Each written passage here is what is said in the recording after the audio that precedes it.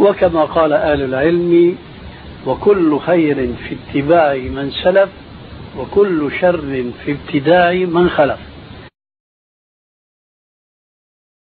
تفضل أبو سلمى، أعطيني لي نون تاع اللي عطاوك الأسئلة.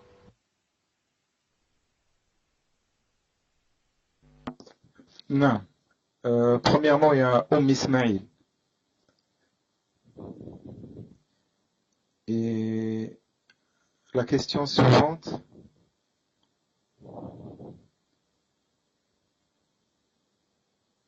Je lis la question, Inch'Allah.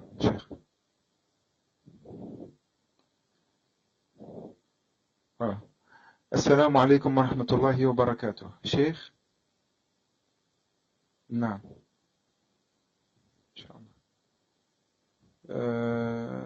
Assalamu alaikum wa rahmatullahi wa barakatuh. Cheikh, une sœur demande: il y a dans ma classe une kafira qui s'intéresse à l'islam. Elle me pose des questions et je sens qu'elle est attirée vers l'islam. Elle voudrait faire une vidéo pour montrer à son entourage que l'islam est universel et que c'est une religion qui appelle au bien. Dans cette vidéo, elle voudrait me filmer en train de raconter ma conversion.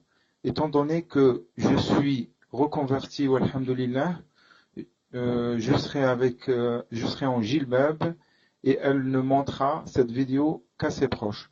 Mais est-il autorisé de le faire? Si oui, sous quelles conditions? Qu'Allah vous récompense et vous guérisse. Ça, c'est Ismail. La deuxième question, c'est à Abdurrahman. Ma question est la suivante. Assalamu alaikum, ya shaykhouna. A-t-on le droit d'aller porter plainte au tribunal mécréant si nous sentons que nous sommes victimes d'une tentative de meurtre? Dans mon cas, si c'est quelqu'un de ma famille qui essaye de le faire, je fais des du'as pour qu'Allah me protège. Je n'ai pas encore de preuves, juste un comportement très agressif à mon égard et un fort pressentiment.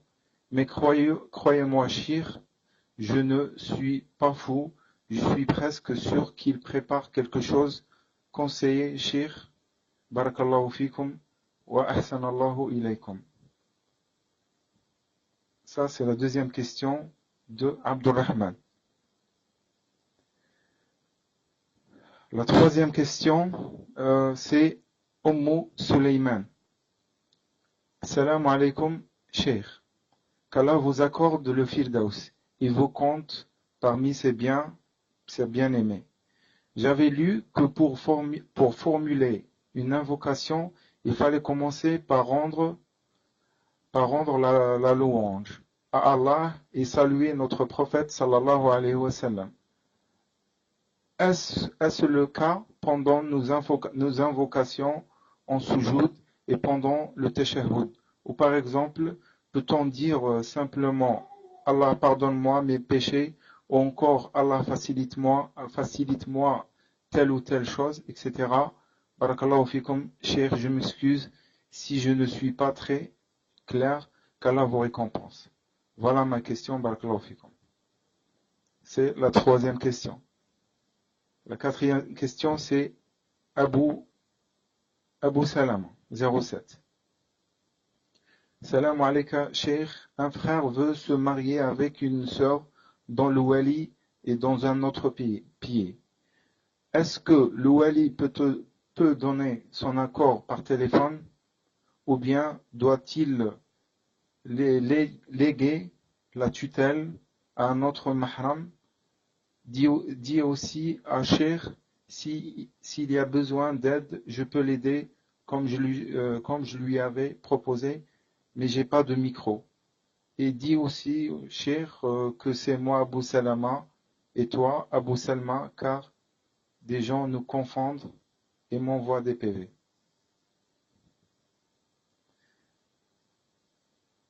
Voilà, il y a ces 4 questions que j'ai posées. Il y a que la sœur Sophia Muslima Elle n'est pas là peut-être. Alors je vous laisse le mic. Barakallahu fik, Cheikh. Abou Zakaria, est-ce que c'est possible d'ajouter une question? Barakallahu fik. Naam, Cheikh. Donc je vais prendre la première question. Question d'une sœur, Cheikh, qui dit Assalamu alaikum. Une sœur demande mon mari ne veut plus d'enfants avec moi, mais il ne veut pas se protéger. Donc il y a des risques que je sois enceinte. Il me force à avorter avec des grosses menaces. Que dois-je faire? Dois-je aller avorter? Dois-je aller avorter ou risquer de me faire frapper? Qu'Allah vous rétribue par le meilleur ici-bas et dans l'au-delà, etc. Voilà, Cheikh. Barakallahu fikum.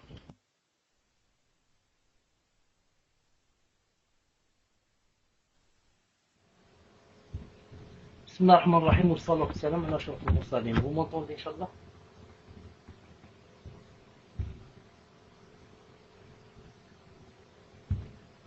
Ibn Muhammad, شوف إن شاء الله ceux et celles qui ont donné leurs questions, comment leur enlever, leur faire descendre des mains, bi'idhnillah subhanahu wa ta'ala. Muslim, alhamdulillah, hayyakallah ma'ana.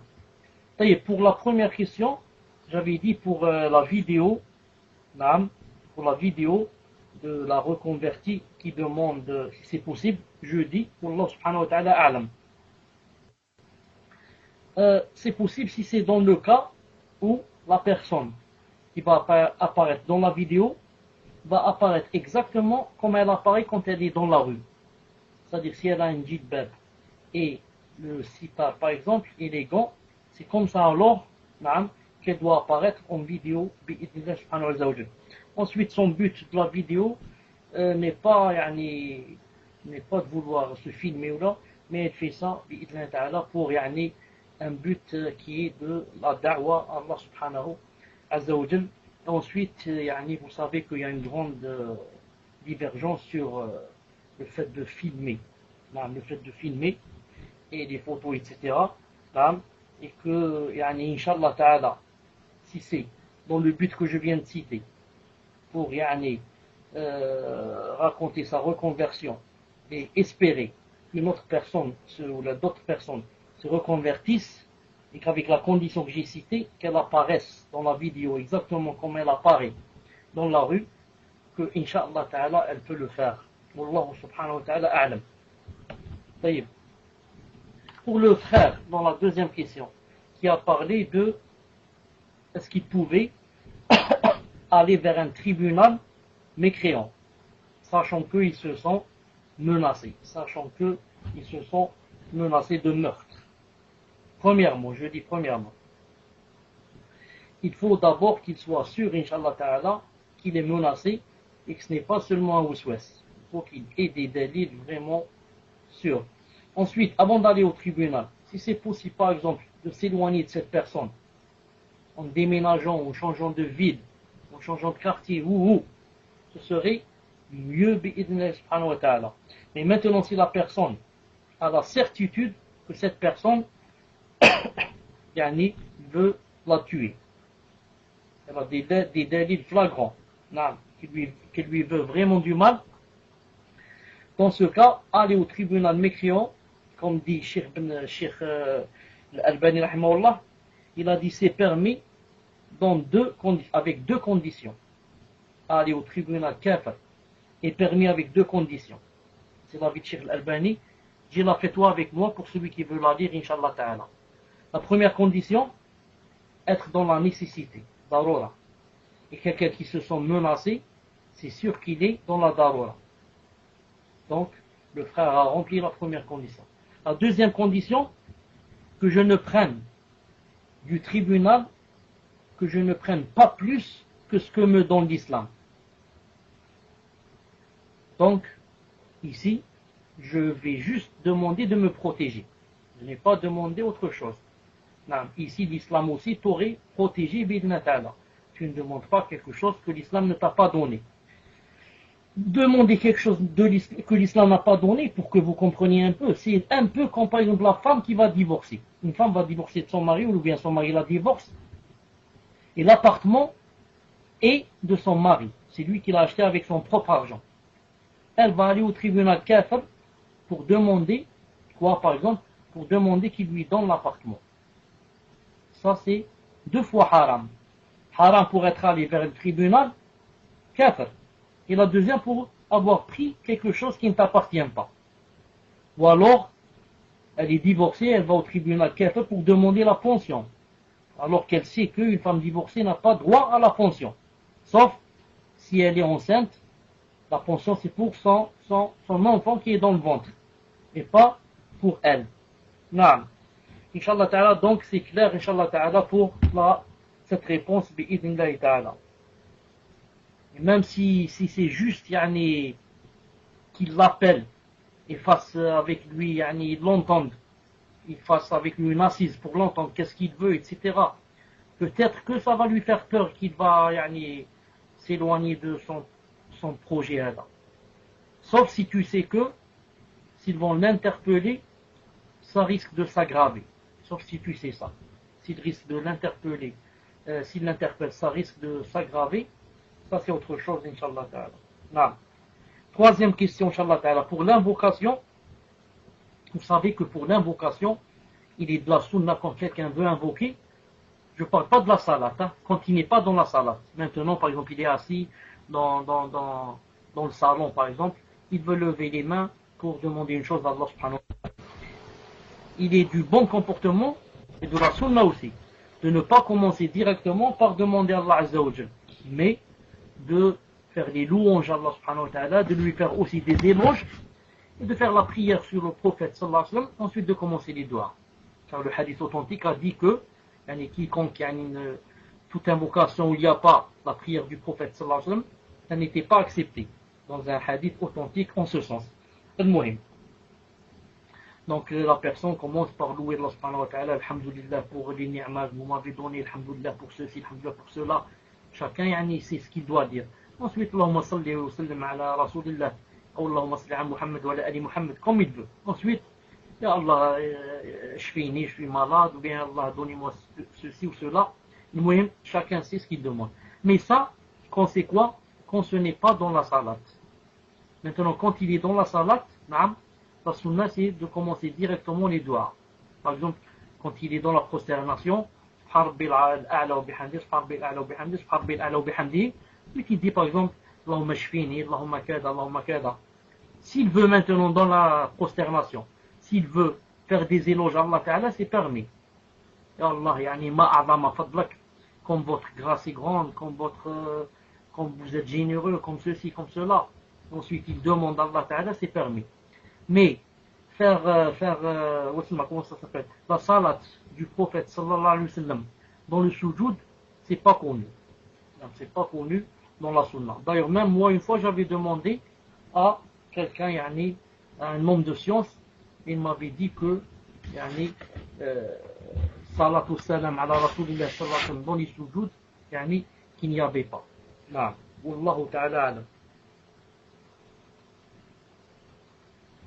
Pour quelqu'un, pour une femme, disons, qui a un wali, son tuteur, qui est à l'étranger, il peut faire l'une des deux choses. La meilleure serait qu'il donne la tutelle à quelqu'un dans le pays où se trouve la femme, se trouve sa fille ou là. Il téléphone par exemple à son frère ou à son oncle ou à quelqu'un qui connaît là-bas, il lui dit je te donne la tutelle pour marier ma fille. Ce serait la meilleure des choses. Comme ça, le tuteur serait présent là-bas. Non. Si c'est pas possible, si c'est pas possible, il ne connaît pas de gens là-bas, il peut donner ça par téléphone à condition que quoi? À condition qu'il y ait des témoins que vraiment le tuteur, c'est lui qui est en train de parler, par exemple. C'est pour ça que de nos jours, par exemple, ce serait mieux que ça soit par la webcam. Par la webcam, au moins on est sûr, les témoins sont sûrs que voilà la route, ils sont en train de le voir, qui est en train de parler, etc. Et encore faut-il des preuves que ça soit vraiment lui, que ce n'est pas n'importe quelle personne que la sœur a fait venir juste pour qu'elle se marie. Il faut des preuves que vraiment ça soit lui. C'est pour ça que j'ai lu une fatwa de Cheikh Ben Baz, rahimahullah. Il a dit c'est possible par téléphone. Il a dit le mariage peut se faire par téléphone si le wali est absent à condition, il a dit, qu'il y ait des preuves irréfutables que c'est vraiment le wali. C'est vraiment le wali, et qu'il n'y ait ni trafic ni rien. Allah subhanahu wa ta'ala alam. Pour la dernière question, mon mari ne veut pas d'enfant et ne prend pas de prévention pour cela. Et en plus de cela, me pousse à avorter. L'avortement est haram. Et plus le fœtus a pris de l'âge, plus le haram devient plus grand.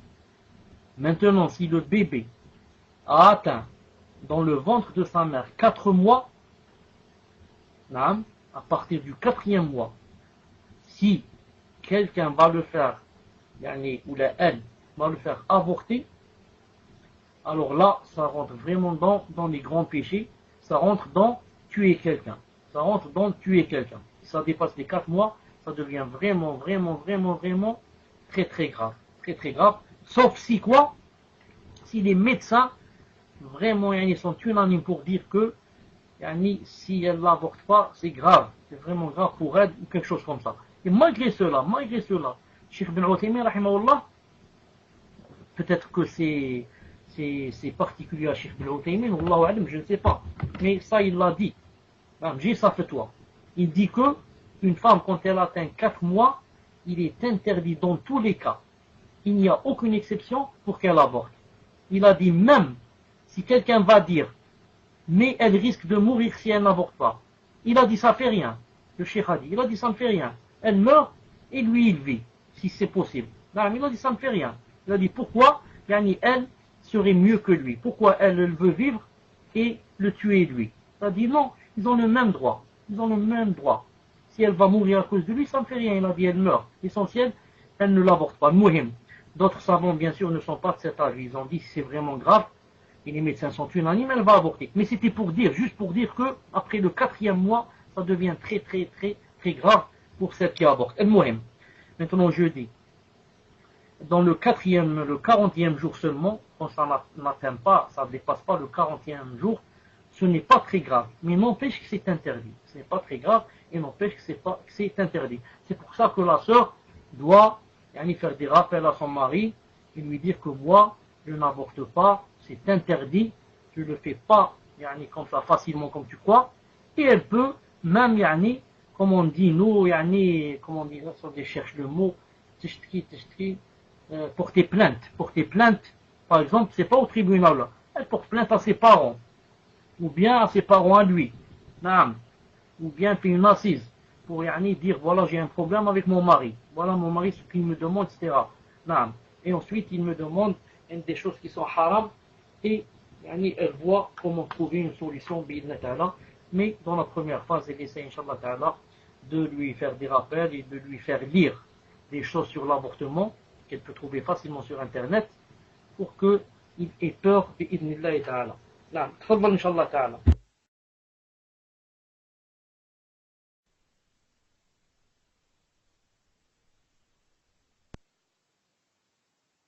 Assalamu alaikum wa rahmatullahi wa barakatuh.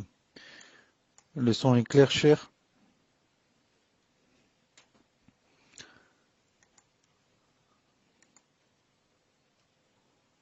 Cher, est-ce que le son est clair, Inch'Allah? Alhamdulillah. Donc j'ai les 5 questions à partir de l'Alhamdulillah. Donc les personnes qui précèdent l'Alhamdulillah, on les lira ensuite, vos questions. Bismillah. Donc la question de l'Alhamdulillah. Assalamu alaikum wa rahmatullahi wa barakatuh. Jazakumullahu khayran pour ce que vous faites, qu'Allah vous en récompense par le meilleur et vous compte parmi ses serviteurs les plus pieux.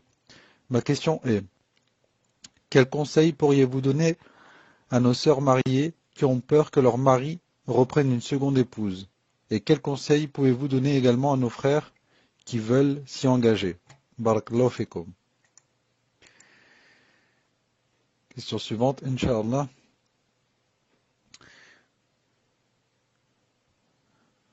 De 365 jours. Salam alaikum, cher. J'ai fait Salat al-Maghrib et je ne savais pas la direction de la Qibla. Après ma salat, des frères m'ont dit que ce n'était pas la bonne direction. Ma question est, dois-je la refaire ou est-elle valable? sachant que l'heure du Maghrib était dépassée de 10 minutes. Hayakumullah.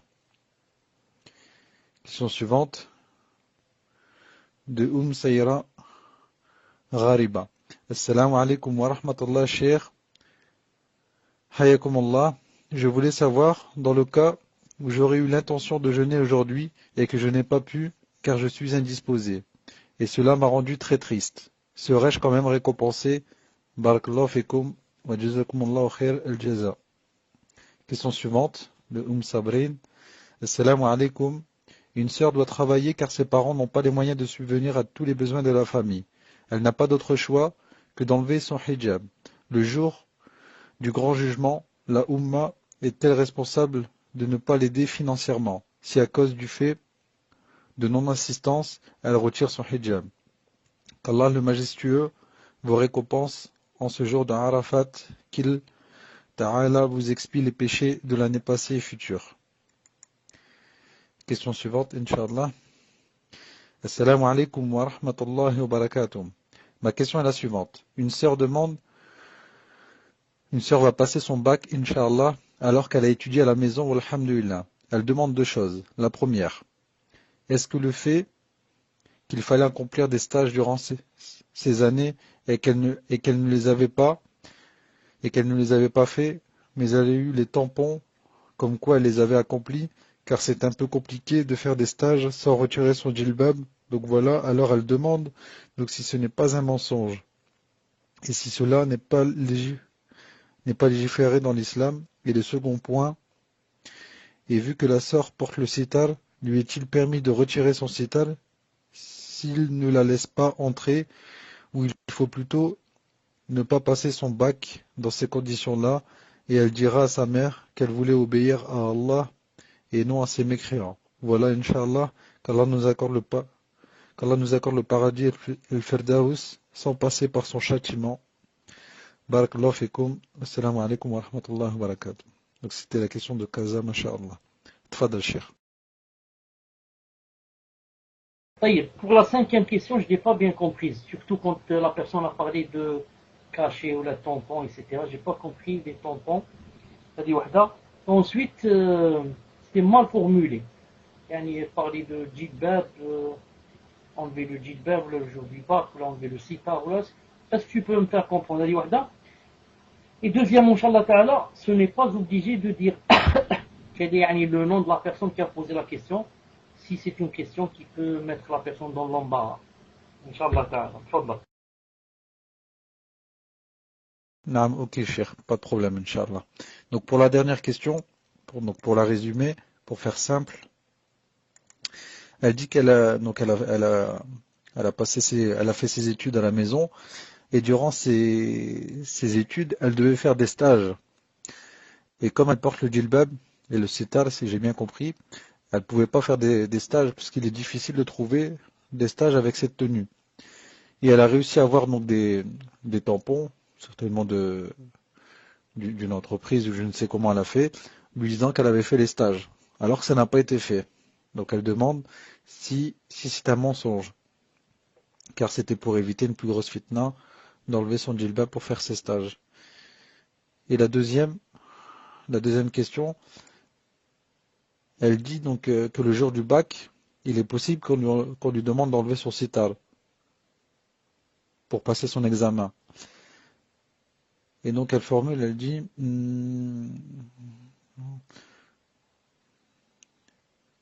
lui est-il permis de retirer son sitar s'il ne la laisse pas entrer, ou faut-il plutôt ne pas passer son bac dans ces conditions-là, et elle dira à sa mère qu'elle voulait obéir à Allah et non à ses mécréants. Tfadal, Cheikh. Donc avant cela, je reviens, Inch'Allah Ta'ala, parce qu'on m'a envoyé un whisper. On m'a envoyé un whisper que certains ont entendu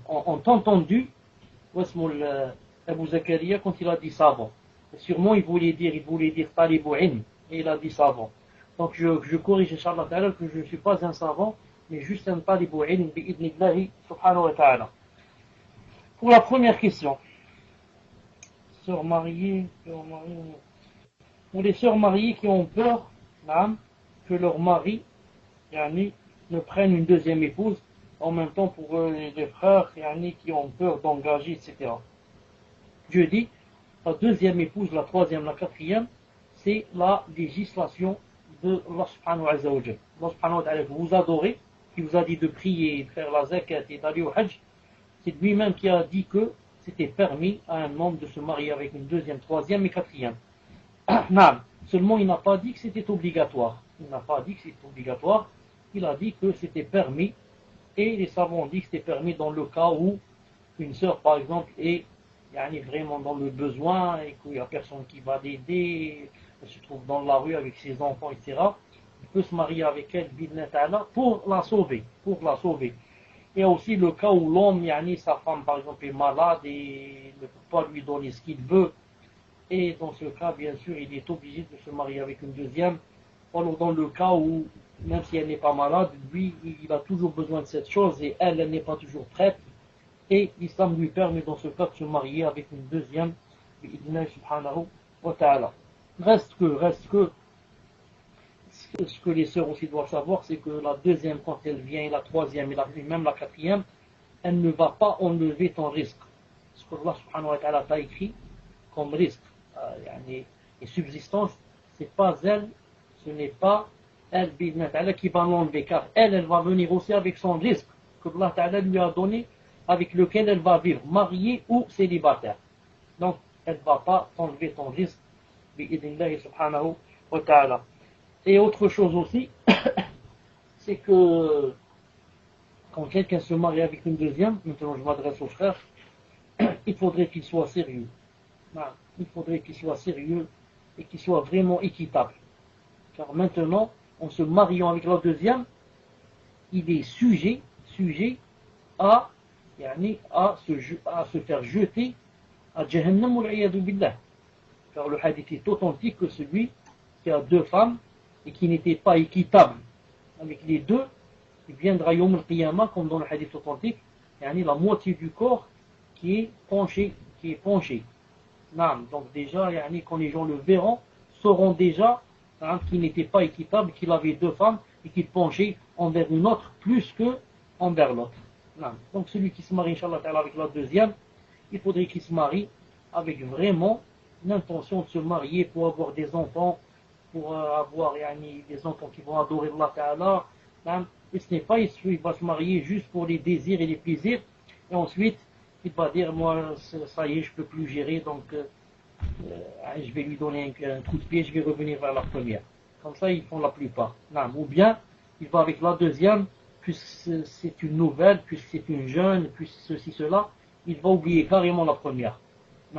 Donc celui-là, vraiment, il s'est mis sujet à être jeté en enfer ou les billah.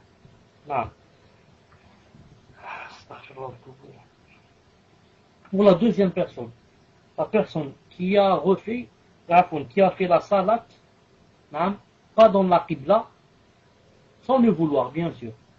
Ensuite, elle a su que elle n'était pas dans la qibla. Je dis, quand une personne fait la salat pas dans la qibla, ensuite apprend qu'elle n'était pas dans la qibla, on va voir. Si on est toujours au moment de la salat, son moment n'est pas sorti. Qu'est-ce qu'on fait? On refait la salat par prévention et prudence. Mais si son moment est sorti, là, ce n'est plus le Maghrib, c'est Isha, ce n'est plus Dhuhr, c'est Asr, ce n'est plus Subh, c'est le lever du soleil. Dans ce cas, qu'est-ce qu'il fait? Il ne refait pas. Donc, quels sont les délits bi'idhnillahi ta'ala? Le délit qu'il refait sa salat, s'il est toujours dans son moment. C'est le hadith du Sahih al-Bukhari, où le prophète sallallahu alayhi wa sallam a vu quelqu'un prier. Quand il a terminé, il l'a appelé. Quand il est venu vers lui, il lui a dit, va refaire ta salat, tu ne l'as pas faite. Alors qu'il avait prié. Comme ça, une fois, deux fois, trois fois, à chaque fois il lui dit, va refaire ta salat. Donc, la salat ici, qu'est-ce qui lui manquait? Il lui manquait un rukn, un pilier. C'était quoi? C'était, comment on dit ça en français, toma'nina, c'est-à-dire, comment on dit toma'nina en français? Il lui manquait le fait de faire la salat doucement. vous trouvez le mot toma'nina, c'est un pilier dans la salat, le fait de la faire yani, sans se précipiter, sans se hâter. Donc celui-là, il se hâtait, il la faisait vite. Donc, elle est nulle. Donc, étant nulle, la sérénité, disons. Non, la sérénité. Donc le prophète sallallahu alayhi wa sallam lui a dit de répéter, de refaire la salat. Donc, pourquoi il lui a dit de refaire? Car il était toujours dans son moment. Il le voyait prier, il lui dit, va refaire, on est toujours dans le moment de la salat. Et si maintenant le moment de la salat est sorti, ce n'est pas la peine de refaire, comme les sahaba qui ont fait la prière, comme dans le hadith authentique, ils ont fait la prière, ne sachant pas où se trouve la qibla. Et ils ont laissé même comme ça des traces pour savoir le lendemain, est-ce qu'ils étaient dans la qibla ou pas. Le lendemain, quand ils sont venus vérifier, ils ont trouvé qu'ils ont fait la salat pas dans la qibla, et ils ont dit ça au prophète et il ne leur a pas dit de refaire la salat. Pourquoi? Car son moment est sorti. Vous comprenez? Là, son moment est sorti. Mais si on est dans le moment toujours de la salat, on refait bi'idhnillahi ta'ala. Pour la personne qui était indisposée pour le jeûne de Arafat et qui disait qu'elle se sentait triste à cause de cela, je lui dis bi'idhnillahi subhanahu wa ta'ala et yani, soit apaisé bi'idhnillahi ta'ala, car innamal a'malu binniyat, car les actes comptent avec les intentions. Si Allah ta'ala sait que dans ton cœur il y avait l'intention que si tu n'avais pas les monstrues, que tu aurais jeûné ce jour-là, Allah ta'ala va t'écrire comme si tu avais jeûné malgré que tu étais indisposé. Non, pourquoi? C'est une question de niya, une question d'intention. J'avais l'intention et il y a eu un empêchement. Allah ta'ala va t'écrire que comme s'il n'y avait pas d'empêchement, bi'idhnillah subhanahu wa ta'ala, et ça rentre dans la grâce d'Allah. Hada fadlullah. Ça rentre dans la grâce d'Allah azza wa jalla. Pour la quatrième question, la personne qui a dit que elle travaillait pour la famille et qu'elle était qu'elle était obligée d'enlever le hijab. Car elle seule travaillait et qu'il n'y a personne qui travaille pour sa famille, et elle ne peut travailler que en ayant un hijab. En enlevant le hijab ou bien le djilbab. Elle dit, est-ce que la Ummah sera responsable, c'est-à-dire les gens qui ne m'auront pas aidé, et je me suis vu donc contrainte à aller travailler sans hijab. Je dis, toutes les personnes, qu'ils soient hommes ou qu'ils soient femmes, des musulmans et musulmanes qui sont au courant de ton cas, et ont les moyens d'aider. Car il est possible que quelqu'un soit au courant mais n'a pas les moyens. Mais je dis, ont les moyens d'aider, ont les moyens de collecter, de donner chacun une part pour que tu n'ailles pas au travail, pour ne pas enlever le hijab. Toutes ces personnes-là seront questionnées demain devant Allah subhanahu wa ta'ala pour toi. Ils seront questionnés pourquoi vous n'avez pas aidé cette personne à ce que, pour qu'elle n'aille pas travailler, pour qu'elle n'enlève pas son hijab, alors que je vous ai donné les moyens. Allah ta'ala vous dira, alors que je vous ai donné les moyens. Car l'argent que vous avez ne vous appartient pas. Comme a dit Allah ta'ala dans le Coran, il a dit وَأَتُوهُمْ مِنْ مَالِ اللَّهِ الَّذِي أَتَاكُمْ. Et donnez-leur min malillah, des biens d'Allah, de l'argent d'Allah, الَّذِي أَتَاكُمْ, qu'il vous a donné. Comme ça dit Allah ta'ala dans le Coran, il a dit donnez-leur des biens d'Allah qu'il vous a donné. Donc les biens et l'argent qu'on a, c'est pas notre argent, c'est l'argent d'Allah subhanahu wa ta'ala. Donc toute personne qui est au courant de cette sœur et qui ne fait rien, ne bouge pas le doigt, en ayant les moyens, sera questionné demain yawm al-qiyamah devant Allah subhanahu wa ta'ala. Pour la dernière question, la personne qui, si j'ai bien compris, si je me suis trompé, reprenez-moi, n'a pas passé quelques stages, ne les a pas fait, mais s'est procuré des tampons et a tamponné ses diplômes ou je ne sais pas quoi, comme quoi elle a fait ses stages. Non. Donc, cette personne-là, si elle a fait ce que j'ai compris, doit faire la tauba bi'idhnillahi ta'ala. Doit faire la tawbah et se repentir et demander à Allah subhanahu wa ta'ala de lui pardonner ce grand péché qu'elle vient de faire, qui rentre dans le mensonge et rentre aussi dans le tadlis et tagrir en arabe. J'ai lu une fatwa d'un des grands savants d'Arabie Saoudite, on lui a dit que j'avais trafiqué mon diplôme. Et maintenant, je travaille dans une société. Est-ce que l'argent que je prends est halal ou bien est haram? Il a dit, on va voir si tu as fait tawbah ou tu n'as pas fait. Si tu n'as pas fait le repentir et tu travailles toujours avec ce diplôme, tout l'argent que tu as, c'est haram. Mais si tu as fait tawbah et tu as demandé à Allah Ta'ala pardon et tu as regretté, l'argent que tu as maintenant est halal. Donc ça dépend de la personne, elle a fait tawbah ou bien elle n'a pas fait. Enfin pour le bac, et sitar, etc., si la personne maintenant est convaincue que le sitar est obligatoire et que elle n'a pas le droit de montrer son visage et qu'elle sait que d'un autre côté, elle n'aura pas de mouchkila avec ses parents. Que si elle va leur dire que je ne veux pas me dévoiler et qu'ils ne vont pas lui faire de problème, etc., le mieux donc serait de ne pas aller passer le bac. Mais si maintenant elle sait qu'elle va avoir de grands problèmes avec ses parents et qu'il ne lui reste que cette solution, je pense, Wallah subhanahu wa ta'ala alam, que ça rentre donc dans la darura, ça rentre dans l'exception, car pour l'exception, elle peut montrer plus que son visage. Pour la darura, elle peut montrer plus que son visage. Beaucoup de choses intimes, elle peut les montrer dans la darura. Quand c'est un accouchement difficile, quand c'est ceci, cela, il y a vraiment des cas où elle a le droit de montrer beaucoup plus que le visage. Donc c'est pas à elle de voir comment ça se passe avec sa famille. Il y a des familles qui, pour les études, c'est la chose la plus importante pour eux, pour elles, pour certaines familles. Certaines familles, pour elles, les études, c'est plus que le hajj, plus que tout l'islam, plus que, je ne sais pas, plus que rentrer au paradis. Certaines familles sont comme ça. Et donc la fille ou là risque d'être expulsée, risque d'être chassée de la maison, risque d'être frappée, risque d'être battue. À cause de quoi? À cause de si elle ne va pas passer le bac. Et il y a pour d'autres qui, c'est pas intéressant. Moi, l'essentiel, c'est le din. L'essentiel, tu ne veux pas te dévoiler. Maintenant, donc, ne te dévoile pas, il ne va pas passer le bac. Il y a des gens qui sont comme ça, donc c'est à elle de voir comment ça se passe dans sa famille. Allah subhanahu wa ta'ala a'lam.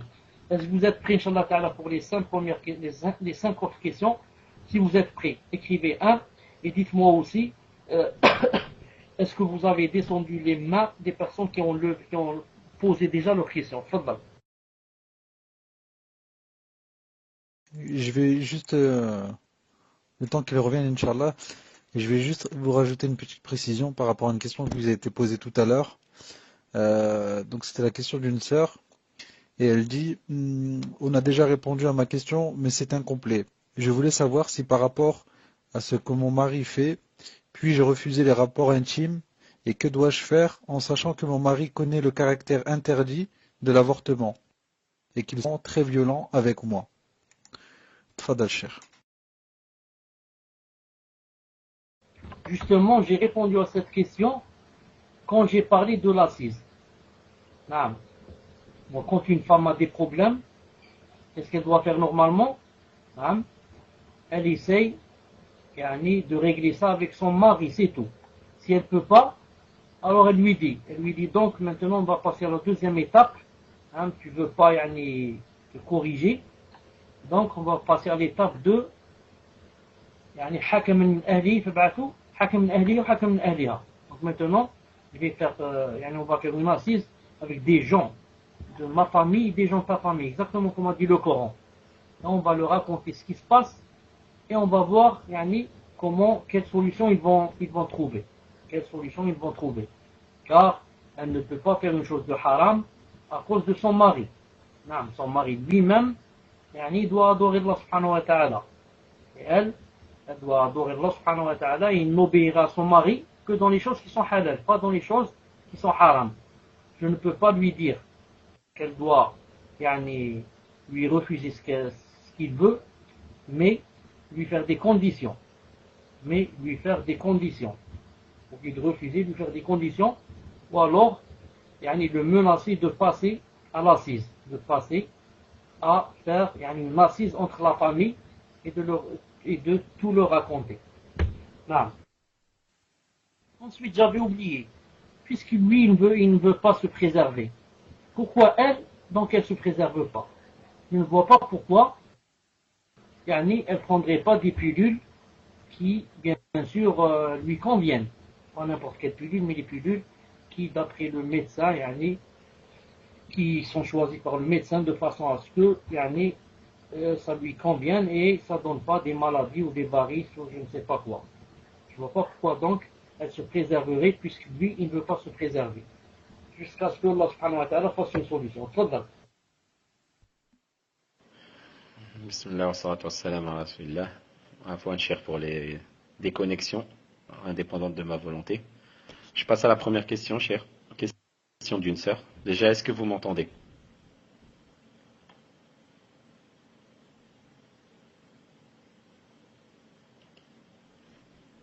Alhamdulillah. Donc, première question d'une sœur qui dit Assalamu alaikum wa rahmatullahi wa barakatuh. Qu'Allah vous récompense par le plus haut degré pour ce que vous nous apportez de savoir. J'aimerais savoir concernant les invocations qui expient nos fautes ou nous apportent tel ou tel bienfait. Comme par exemple le fait de dire Subhanallah 100 fois, 100 fois Subhanallah wa bihamdih par jour. Et d'autres choses, comme de dire tant de fois telle ou telle invocation. Je voudrais savoir, Cheikh, si on a les récompenses citées que si on le dit tous les jours, ou même si on le dit par exemple 3 fois par semaine.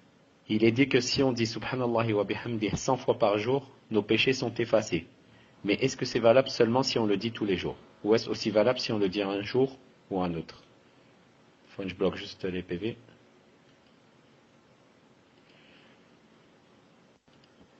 Deuxième question, cher. Question d'une sœur toujours. Qui dit Assalamu alaikum wa rahmatullahi wa barakatuh. Jazakallahu khayra.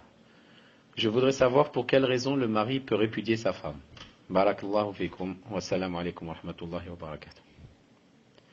Troisième question, toujours question d'une sœur.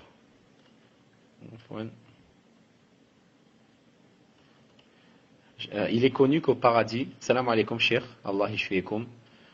Il est connu qu'au paradis, tout le monde sera heureux. Mais il est également connu qu'il y aura des gens qui auront inscrit sur leur front affranchis de l'enfer. La deuxième, je reviens. C'est la question d'une sœur shir qui dit assalamu alaikum wa rahmatullahi wa barakatuh. Jazakumullahu khayra. Je voudrais savoir pour quelle raison le mari peut répudier sa femme. Barakallahu fikum wa salamu alaykum wa rahmatullah. Troisième question, cher. Question toujours d'une sœur qui dit assalamu alaykum, cher. Shafakumullah. Il est connu qu'au paradis, tout le monde sera heureux. Mais il est également connu qu'il y aura des gens qui auront inscrit sur leur front affranchis de l'enfer.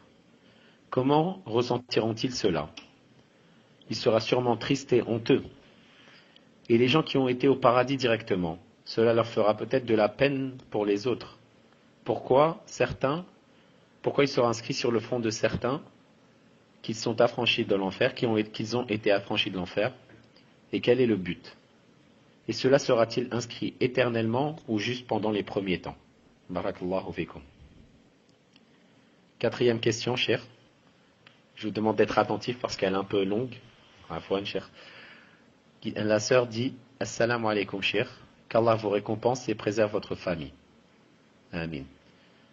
Cher, dans le cadre de l'école à la maison, pour des enfants de 3 ans à 5 ans, en France. Donc j'utilise notamment des contes de la littérature classique française pour enfants. Donc des livres pour enfants, des livres spécialement faits par les kuffars pour les enfants. Ces histoires utilisent des personnages imaginaires et avec des illustrations de personnages qui ont des yeux. Dans ces contes, les animaux sont en grande partie personnifiés et ont l'usage de la parole. Les histoires qui sont racontées ne sont pas tirées de la réalité, mais elles ont un sens et une morale. Donc, il est souvent question dans ces contes de la mise en garde de l'enfant contre certains dangers, contre la désobéissance aux parents, etc. Ces histoires ne sont pas lues pour l'histoire en elle-même, mais elles servent de support. Donc elle permet d'aborder d'autres notions, telles que le vocabulaire. Elle permet donc à l'enfant d'apprendre un vocabulaire, d'apprendre des mathématiques, d'apprendre des fois à former des lignes, des courbes, etc. Et aussi des choses morales comme l'obéissance, la politesse et autres. Ma question est de savoir si cela est permis d'utiliser de tels supports, sachant que les histoires sont imaginaires et que les personnages ont des yeux. Je précise que je dis à mon enfant que cela n'existe pas, que les animaux n'ont pas un tel langage, et cela me permet même de faire référence à Allah subhanahu wa ta'ala, en disant par exemple qui a créé le loup, comment Allah permet aux animaux de s'exprimer, etc. Je précise que je préférerais utiliser des histoires tirées du Coran et de la Sunna. Cependant, les ouvrages qui existent ne sont pas adaptés à l'âge de mes enfants. Qui plus est, je n'ai pas la capacité d'adapter des histoires religieuses et l'illustration qui me servent de support. Barakallahu fikum, cheikh. Assalamu alaikum. Et dernière question, cheikh, la 5e. Assalamu alaikum wa rahmatullahi wa barakatuh, chère question d'une sœur. J'aimerais savoir si en cas de forte pluie, la salat à la mosquée de Salat al-Eid à la mosquée est toujours obligatoire. Barakallahu fikum wa jazakumullahu khayra. Alhamdulillah. Juste une petite remarque à toi et aux autres, Inch'Allah Ta'ala. Quand par exemple quelqu'un est en train de lire une question, ensuite moi je lui ai écrit par exemple j'ai pas compris la précédente. Ça veut pas dire qu'il va arrêter la question qu'il est en train de lire pour revenir vers l'autre. Mais ça veut dire tout simplement qu'il sache que lorsqu'il termine, il revient vers celle que je viens de citer. Barakallahu fik. Pour ne pas perdre de temps, ça. Et enfin, jazakallahu khair, ma fiche mouchkil. Et enfin, est-ce que tu peux me résumer la dernière question qui était longue et que tu m'avais d'abord demandé d'être présent d'esprit, mais j'ai pas pu tout retenir. Est-ce que tu peux me résumer comme ça en quelques phrases, Inch'Allah, si tu as bien compris toi? Naam, cheikh, la question effectivement elle est un peu longue, c'est pas facile à suivre. Et en fait, c'est la sœur qui utilise des livres qui sont faits par les kuffars, avec des histoires d'animaux qui font telle chose et telle chose, telle chose. Et dans ces livres, en fait, ils permettent d'apprendre aux enfants des mots en français. Et aussi, les histoires, elles ont une morale. Par exemple, c'est une histoire sur le fait d'obéir aux parents. C'est une histoire sur le fait sur des bonnes choses, sur le fait, par exemple, d'être poli, etc. Donc la sœur, elle demande si c'est permis de faire des cours aux enfants en utilisant ces livres, sachant que les livres à la fois, donc c'est fait par des kuffars, donc c'est des histoires imaginaires, et aussi les histoires il y a des images dessus, et les histoires dans ces livres, et les animaux ont des yeux, etc. Donc est-ce que c'est permis tout ça? Enfin, je ne sais pas si j'étais plus clair.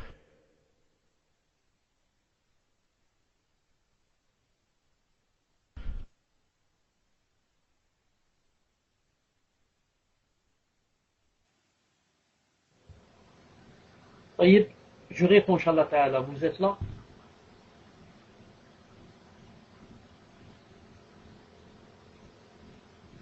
Vous m'entendez?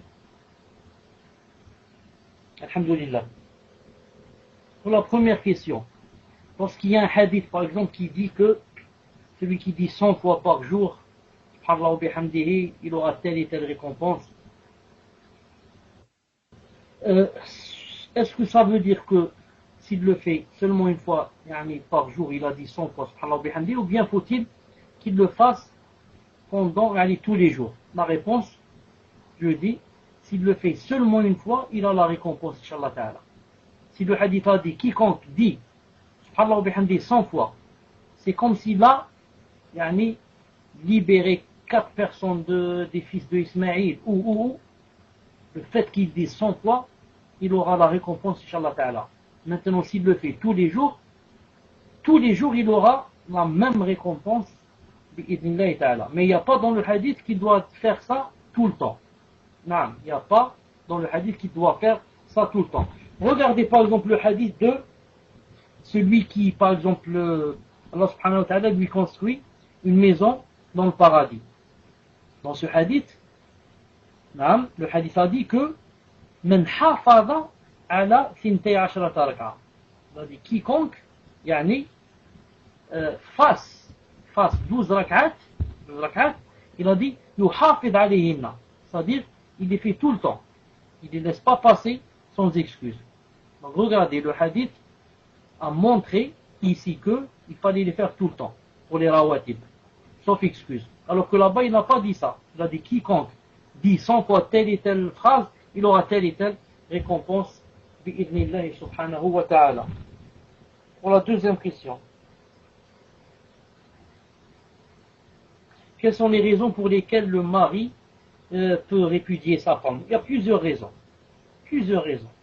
Entre autres, par exemple, qu'elle n'a pas de dîne, elle ne fait pas la salate, ou alors elle fait des grands péchés, ou alors c'est une femme qui ne lui obéit pas, non. Ou alors c'est une femme qui, par exemple, il ne ressent rien envers elle, non. Vraiment, il ne ressent rien envers elle, ou encore pire, ça lui est même difficile de lui donner ses droits à elle, tellement il ne ressent rien. Ou alors, ce qui lui est permis, c'est bien sûr toute chose qui a une excuse qui est raisonnable, qui est logique. Ce qui n'est pas permis, c'est de la répudier sans raison. Alors qu'elle remplit des qualités requises pour une femme en islam. Et s'il y a une raison shari'a, comme celle que je viens de citer, par exemple qu'elle ne fait pas la salate, ou alors qu'elle ne veut pas jeûner, ou alors qu'elle ne veut pas se laver de la janaba, ou alors qu'elle ne lui donne pas ses droits, ou alors qu'elle ne lui est pas obéissante, ou alors qu'il lui dit de ne pas sortir, elle sort, ou alors qu'elle ne veut pas lui obéir dans des choses qui sont halal. Dans tous ces cas, il peut la répudier après lui avoir fait des rappels, bien sûr, etc. Comme elle aussi, bien sûr, il y a beaucoup de cas où elle a aussi le droit de demander la séparation. Ça y est. S'il y a maintenant autre chose que j'ai oublié, vous pouvez me le faire remarquer, Inch'Allah Ta'ala. C'est-à-dire la deuxième question. La troisième question, pour certains gens, qui vont rentrer en enfer, qui vont sortir avec la marque où c'est écrit Jahannamiyoun sur le front. Ça c'est vrai. Mais il y a un hadith authentique qui dit que lorsqu'ils vont rentrer au paradis et que les gens du paradis vont parler d'eux, ils vont dire voilà les Jahannamiyoun, voilà ceux qui sont sortis de Jahannam spécialement par une intercession d'Allah Azza wa Jal. Alors que les autres qui parlent d'eux ne sont pas rentrés à Jahannam, mais sont rentrés directement au paradis. Demande à Allah subhanahu wa ta'ala qu'il nous fasse d'eux. Car rentrer d'abord en enfer pour en ressortir, ce n'est pas une chose facile. On demande à Allah subhanahu wa ta'ala par sa grâce de nous faire entrer directement dans son paradis sans nous faire passer par l'enfer. Ça y est. Je dis, donc quand ils vont voir ceux à qui Allah ta'ala a fait l'intercession, qui sont maintenant rentrés au paradis avec sur le front, c'est écrit Jahannamiyoun, lorsqu'ils vont dire voilà les Jahannamiyoun qui sont arrivés, Allah Ta'ala va leur répondre et les défendre. Il va dire ce sont plutôt, il a dit comme ça, ce sont plutôt Utaqa ar-Rahman, bien Utaqa Allah, ce sont plutôt les affranchis d'Allah Azza wa Jal. C'est-à-dire il ne faut pas dire Jahannamiyoun, il faut dire plutôt ce sont les affranchis d'Allah Azza wa Jal. Et dans un autre hadith, il n'y aura plus cette chose-là sur leur front. Non, ça ne va pas rester tout le temps, c'est juste à leur rentrer. C'est juste à leur rentrer, parce que on va leur demander après d'aller se laver ça avec une certaine eau, et ils n'auront plus cette chose sur le front. Alhamdulillah. Et puis aussi, c'est peut-être aussi pour que les gens, ceux qui sont au paradis, sache aussi que la rahma, la miséricorde d'Allah subhanahu wa ta'ala est immense. Regardez, ce sont des gens qui étaient en enfer, à cause de leur douleur, de leur péché, et subhanallah, ils n'avaient même pas de choses qui pouvaient intercéder en leur faveur, mais Allah Ta'ala a lui-même intercédé pour eux et les a fait sortir. C'est dire et montrer la grande miséricorde d'Allah subhanahu wa ta'ala. Est-ce que vous m'entendez? Est-ce que vous m'entendez? Alhamdulillah. Pour la dernière question, la salat de l'Aïd, c'est comme toutes les autres salats obligatoires. Elles peuvent, on peut ne pas aller s'il y a vraiment une grande pluie qui dérange. S'il y a vraiment une grande pluie, ou alors une grande neige, ou alors un grand vent, c'est permis de ne pas aller à la salat, car elle n'est pas plus importante que salat al-Jumu'ah. La preuve, il y a une divergence entre les savants, est-ce que salat al-Eid est obligatoire ou pas? Même si on prend de l'avis que le plus sûr c'est qu'elle est obligatoire. Mais quand même il y a une divergence. Tandis que salat al-Jumu'ah, il n'y a pas de divergence qu'elle est obligatoire. Et malgré cela, salat al-Jumu'ah, dans Sahih al-Bukhari, donc le hadith de Abdullah ibn Abbas, que quand il pleuvait, il disait Sallu fi rihalikum, faites la prière chez vous à cause de la pluie et de la boue. Et ça, en parlant de salat al-Jumu'ah, bi'idhnillahi ta'ala. Fadla pour les autres questions.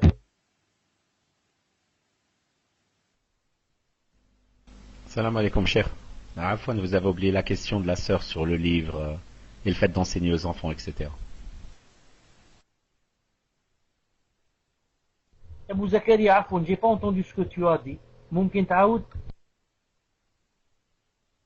Non, cher, je vous ai juste dit, vous avez oublié la question de la sœur sur les livres, etc. Sur le fait d'enseigner avec des livres faits par les kuffars, etc.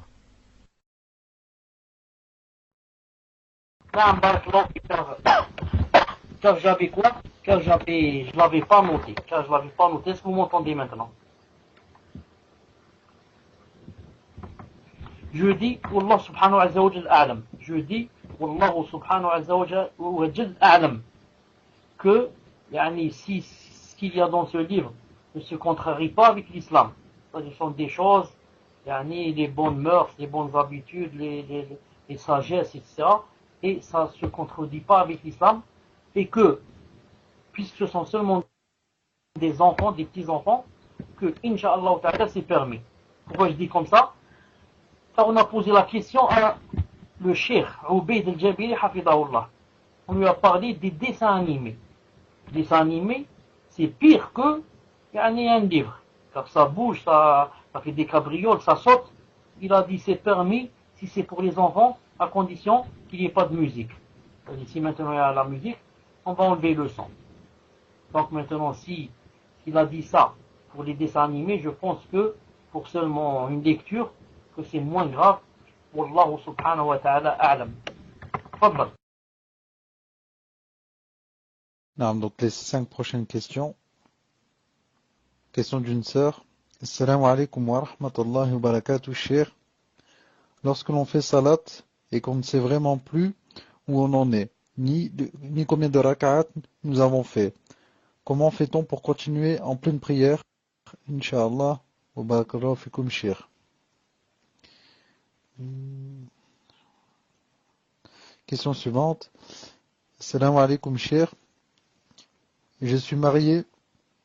Donc, question d'un frère. Je suis marié et je suis heureux avec ma femme et mes enfants. Cependant, il m'arrive que ma femme vienne me réveiller pour Salat al-Fajr. Souvent, je me réveille et tout se passe bien, mais parfois, je me mets en colère. Il m'arrive même de l'insulter en lui disant de me laisser tranquille.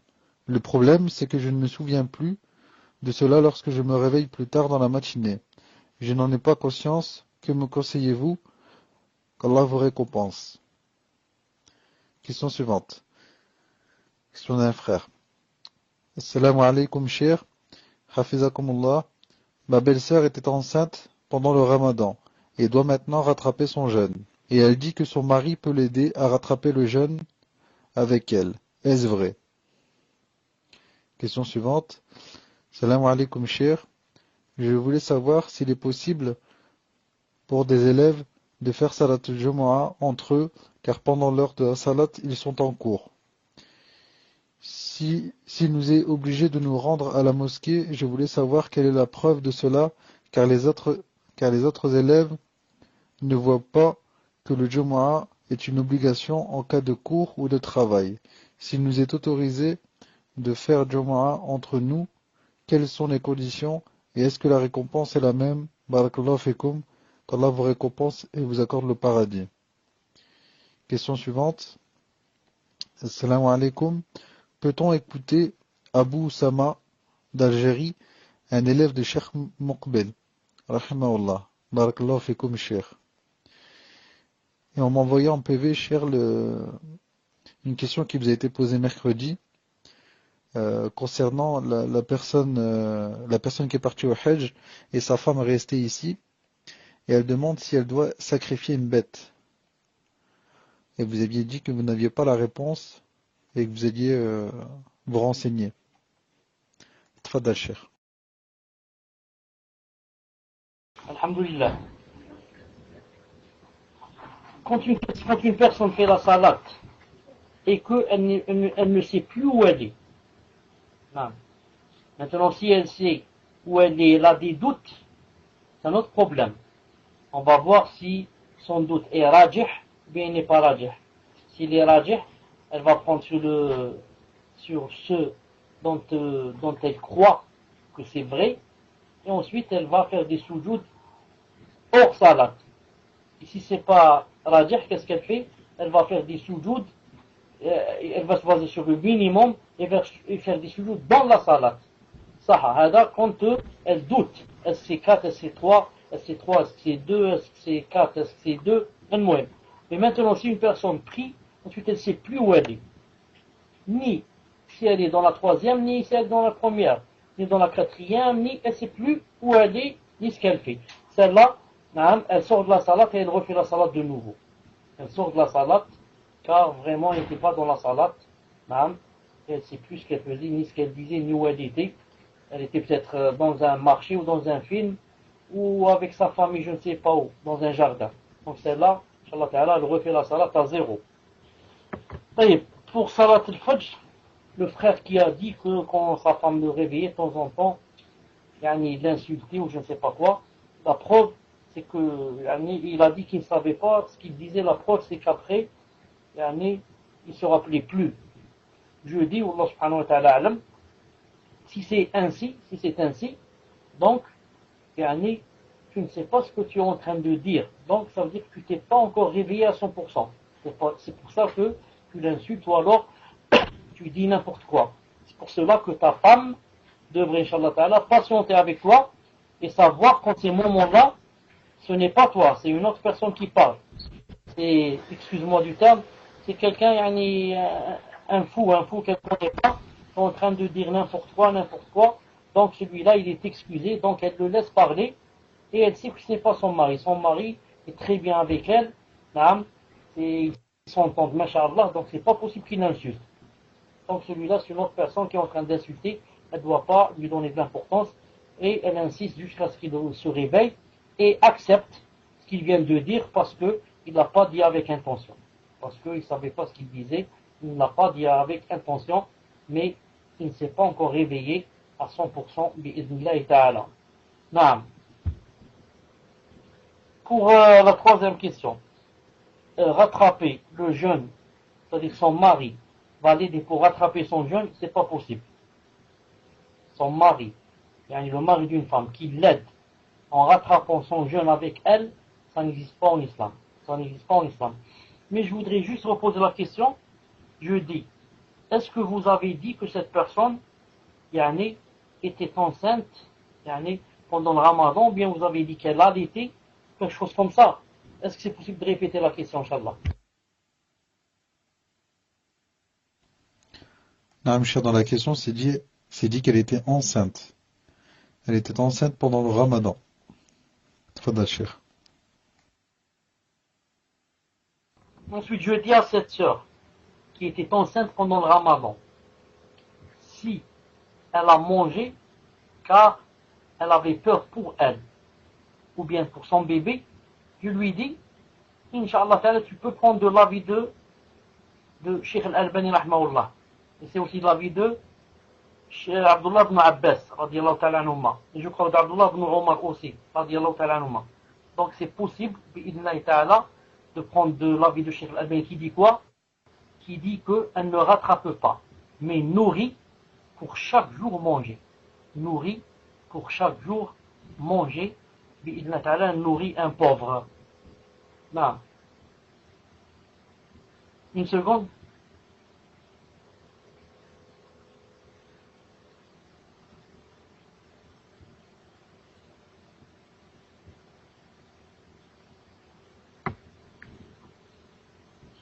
Julien Whisper, un frère me dit qu'il a la réponse d'un chef qui s'appelle Ramzan Hajiri sur le fait de lire des histoires pour enfants. Il dit que c'est pas permis. Il dit que Cheikh Raoub Jabiri dit qu'on n'éduque pas ses enfants avec le mensonge. Il m'a envoyé le lien. Non. Cheikh Obeid Jabiri n'a pas dit qu'on pouvait éduquer les enfants avec le mensonge. Mais il a dit, quand on lui a posé la question, est-ce que c'est permis de voir les dessins animés, il a dit que c'était permis s'il n'y avait pas la musique. Il n'a pas dit qu'on voit les dessins animés pour éduquer les enfants. Donc ça n'a rien à voir avec ce que je viens de dire. Ce que je viens de dire, c'est permis, d'après Cheikh Obeid al-Jabiri, de voir des dessins animés. Et d'ailleurs, n'allons pas loin. Une seconde, Inch'Allah Ta'ala. Je vais voir si j'ai le fichier avec moi. Une seconde, Inch'Allah Ta'ala. Donc, j'ai pas trouvé la fatwa ici. Peut-être, Wallahu Ta'ala alam, je l'ai sur l'autre micro. J'ai deux micros ici. Peut-être, Wallahu Ta'ala alam, à 90%, qu'elle est sur l'autre micro. Bi'idhnillahi Ta'ala. Non. Et pour la salat Jumu'ah. Pour salat Jumu'ah. Entre les élèves, non, salat Jumu'ah, yani ne se fait pas facilement comme ça. Yani on va se grouper 4 ou 5 ou 10 élèves et on va yani faire salat. C'est sûr qu'on ne remplit pas les conditions. Dans salat Jumu'ah, ça demande yani une grande mosquée. Même la petite mosquée, c'est pas fait pour pour la Jumu'ah, les petites mosquées. Au temps du prophète sallallahu alayhi wa sallam, la mosquée se faisait dans la prière Jumu'ah se faisait dans le Jama', pas dans la mosquée. Jama', c'est-à-dire la grande mosquée où il y a la Jumu'ah, mais pas dans les petites mosquées maintenant où les gens se regroupent comme ça à 20, 30 ou là, une quarantaine et font salat al-Jumu'ah. Donc pour cela ils font salat al-Dhuhr, Inch'Allah Ta'ala, s'ils ne peuvent pas aller à la Jumu'ah. Maintenant ensuite ils disent quel est le délit qu'ils ne peuvent pas aller à la Jumu'ah. On dit le hadith du prophète sallallahu alayhi wa sallam est clair lorsqu'il a dit qu'il y avait 4 personnes ou 5 qui ne pouvaient pas aller à Salat al-Jumu'ah, qui avaient le droit de ne pas y aller. Il a cité la femme, il a cité le voyageur, il a cité l'esclave, il a cité l'enfant, il a cité l'esclave. Non, je l'ai cité. Mais maintenant, toutes les autres personnes doivent aller à la Jumu'ah. Sauf si ces personnes-là ont quoi? Ont des contraintes. Comme si quelqu'un maintenant, par exemple, est à l'école et il sait qu'il ne peut pas, etc. Il est dans un pays de coffre, etc. Ça, c'est Allah Ta'ala alam qu'il est excusé. Mais maintenant, s'il peut, il sait qu'il y a une pause et qu'on le laisse aller, que la mosquée n'est pas loin et qu'il n'y va pas, dans ce cas, il a fait des péchés. Est-ce qu'on peut écouter, pour la question, peut-on écouter Abou Oussama, un élève de Muqbil en Algérie? Je ne connais pas Abou Oussama, je ne le connais pas, ni jamais entendu parler de lui. Je crois que la fois passée, vous m'avez posé cette question. Mais si c'est un élève de Cheikh Muqbil, rahimahullah, et que cet élève est toujours dans le minhaj et dans la sunna, etc., c'est bien donc de l'écouter. Mais ne le connaissons pas, donc je ne sais pas maintenant dans quel minhaj il est. S'il est un élève de Cheikh Muqbil et qu'il est toujours sur son minhaj, donc celui-là, il faut l'écouter, Inch'Allah Ta'ala. Mais maintenant, s'il a changé ou là, Allahu A'lam. C'est pour ça que je ne peux pas prendre de responsabilité tant que je ne connais pas la personne. Est-ce que vous m'avez posé 5 questions ou bien 4? Non, cher, j'avais posé 5 questions. Allahu A'lam. Attendez, je reviens dessus, Inch'Allah.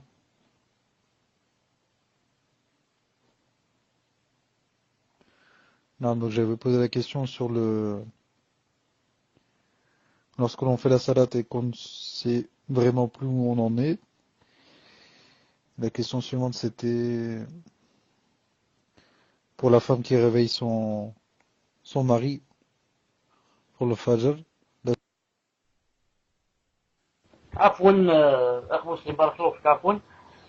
si tu peux te dérider, Inch'Allah Ta'ala, c'était juste parce que tu n'as pas vu que je demandais le micro.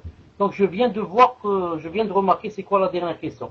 C'était à propos de celui qui va au Hajj pour le mouton. Naam. Donc le mouton, pour celui qui va au Hajj, quand il égorge là-bas, ce qu'il égorge là-bas, c'est spécialement pour le Hajj.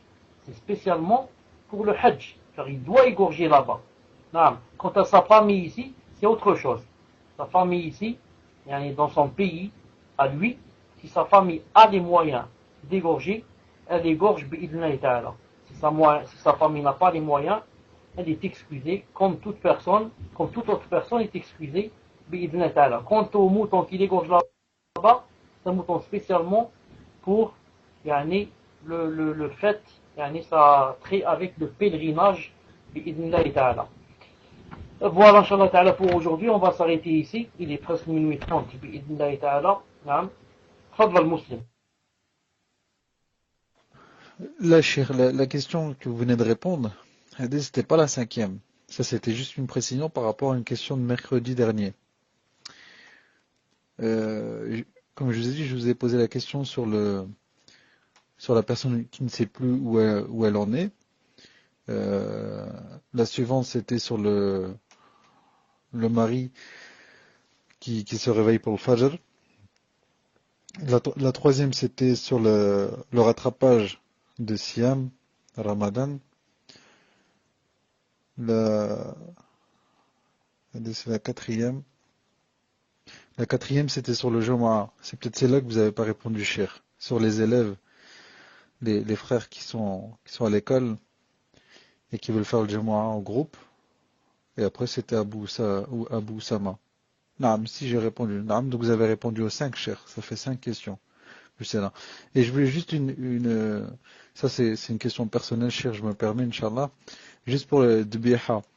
Mercredi, vous aviez dit, pour le gaucher, s'il met la bête sur son flanc droit, et je voulais être sûr de ce que j'ai compris.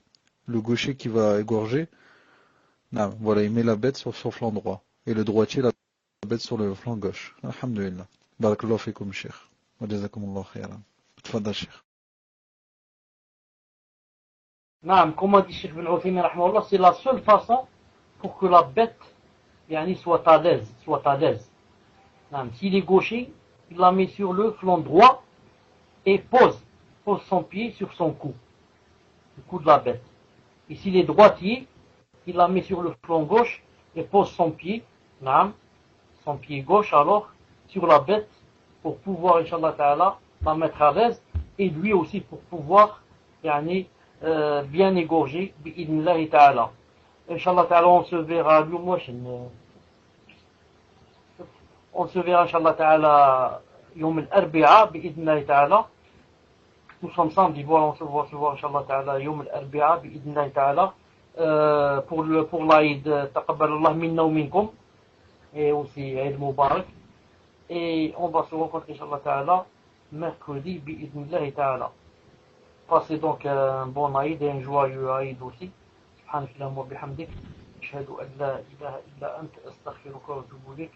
السلام عليكم ورحمة الله وبركاته.